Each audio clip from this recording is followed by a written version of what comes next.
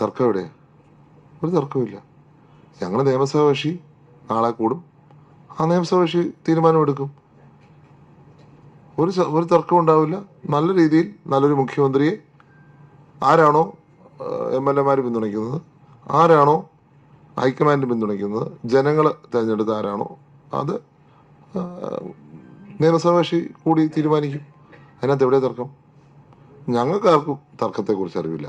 പക്ഷെ കഴിഞ്ഞ ഒരു മാസമായിട്ട് ഈ ഇലക്ഷന് മുമ്പ് തൊട്ട് മാധ്യമങ്ങളിൽ ഇങ്ങനെ തർക്കം വരുന്നുണ്ട്. ഓരോരുത്തർക്കും അവരുടെ അഭിപ്രായം കാണും. പക്ഷെ അത് തർക്കമാണെന്ന് പറയാൻ പറ്റുമോ? വഴക്കാണെന്ന് പറയാൻ പറ്റുമോ? ഞങ്ങൾക്ക് ഓരോരുത്തർക്കും ഞങ്ങളുടെ അഭിപ്രായമുണ്ട്. അഭിപ്രായം പറയും. അഭിപ്രായത്തിൻ്റെ സമന്വയം ഉണ്ടാകും. അങ്ങനെയല്ല എല്ലാ പ്രാവശ്യവും. പുതിയ എന്തെങ്കിലും നടക്കുന്നുണ്ടോ? ഒന്നുമില്ല. അപ്പം പണ്ടത്തെയൊക്കെ വെച്ച് നോക്കുമ്പോൾ ഒത്തിരി പ്രശ്നങ്ങൾ കുറഞ്ഞ ഒരു സാഹചര്യമാണ്. ഒരു പ്രശ്നം ഉണ്ടാവത്തില്ല. ഞങ്ങളുടെ മുഖ്യമന്ത്രിയെ, നമ്മുടെ നാടിൻ്റെ മുഖ്യമന്ത്രിയെ നമുക്ക് കിട്ടും. വളരെ സമർത്ഥമായ രീതിയിൽ അദ്ദേഹം വരുന്ന 5 വർഷവും ഭരിക്കും എന്നുള്ള കാര്യത്തിൽ യാതൊരു സംശയമില്ല.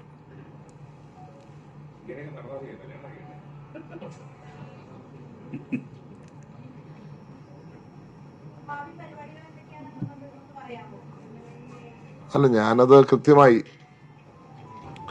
പക്ഷെ എനിക്ക് ഈ ഇലക്ഷനുമായി ബന്ധപ്പെട്ട ഒരു കമന്റ് ഞാൻ പറഞ്ഞിട്ട് ബാക്കി അങ്ങോട്ട് പോകാം. ഇലക്ഷൻ കമ്മീഷൻ ഇലക്ഷൻ നടത്തുന്ന വിധം ഒന്നുകൂടെ പരിഷ്കരിച്ചാൽ കൊള്ളാം എന്നുള്ള അഭിപ്രായം എനിക്കുണ്ട്. കാരണം ഇതിനകത്തുള്ള എല്ലാവരെയും ഇൻവോൾവ് ചെയ്യിച്ച് തീരുമാനങ്ങൾ എടുക്കാനും മാറ്റങ്ങളൊക്കെ കൊണ്ടുവരുവാനും സാധിക്കണം. ഞാൻ ഏറ്റവും അവസാനത്തെ ഒരു ഇൻസ്റ്റൻസ് ഉണ്ട്, ഞാൻ അതിലേക്ക് പോകുന്നില്ല. കാരണം പലതരത്തിലുള്ള നിയമങ്ങളും പാലിക്കാതാണ് എൻ്റെ കാര്യത്തിൽ ഞാൻ പറയും. പുതുപ്പള്ളിയുടെ കാര്യത്തിൽ ചില കാര്യങ്ങൾ നടന്നിട്ടുള്ളത്. ഞാൻ സ്പെസിഫിക് ആയിട്ട് പോകുന്നില്ല. അപ്പോൾ ഇച്ചൂടൊന്ന് ആൾക്കാർക്ക് മനസ്സിലാക്കാത്ത രീതിയിൽ കുറച്ചുകൂടെ പീപ്പിൾ ഫ്രണ്ട്ലി ആയും കാൻഡിഡേറ്റ് ഫ്രണ്ട്ലി ആയും കാര്യങ്ങൾ നടത്തണം എന്നുള്ള ഒരു റിക്വസ്റ്റ് ഉണ്ട്.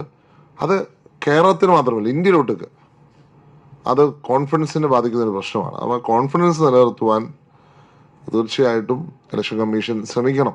കാരണം എന്നും ഇന്ത്യയുടെ പേര് നിലനിർത്തിയിട്ടുള്ള സ്ഥാപനമാണ് ഇലക്ഷൻ കമ്മീഷൻ. അപ്പം എവിടെയെങ്കിലും ഒരു വിശ്വാസക്കുറവ് വരുന്നുണ്ടെങ്കിൽ ചിലപ്പോൾ അതൊരു ഉദ്യോഗസ്ഥരുടെ നേതൃത്വത്തിൽ നടക്കുന്ന ഒരു ഒരു പ്രവർത്തനമായതുകൊണ്ടായിരിക്കാം അങ്ങനെ വരുന്നത്. ജനവികാരം കൂടി ഉൾക്കൊണ്ടുകൊണ്ട് ചില കാര്യങ്ങൾ തീരുമാനിക്കണം എന്നാണ് എനിക്ക് ഇലക്ഷൻ്റെ നടത്തിപ്പിനെ കുറിച്ച് ഒന്ന് സൂചിപ്പിക്കാനുള്ളത്. പിന്നെ പുതുപ്പള്ളിയെ സംബന്ധിച്ച് ഞാൻ തുടക്കത്തിൽ തന്നെ ഒരു കാര്യം, ഞാൻ MLA ആദ്യമായി തെരഞ്ഞെടുക്കപ്പെട്ടിട്ട് എൻ്റെ ഫസ്റ്റ് പ്രയോറിറ്റി